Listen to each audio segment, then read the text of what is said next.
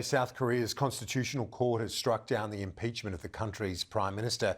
It means he'll return as acting president while South Korea continues to wait for a court ruling on President Yoon Suk Yeol. Let's go live to our Asia correspondent Stash Butler in Taipei. Stash, what has been the reaction to this news in South Korea?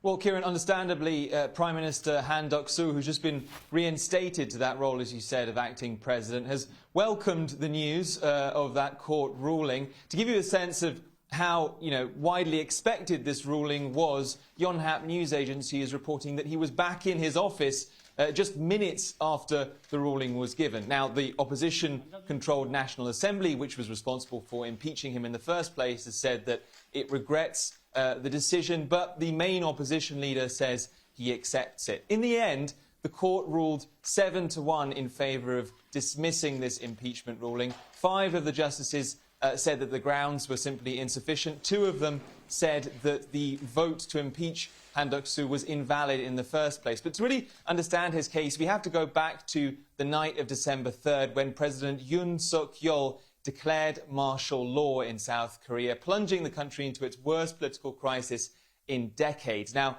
that martial law order was overturned by Parliament, struck down just hours later. Parliament then voted to impeach President Yoon.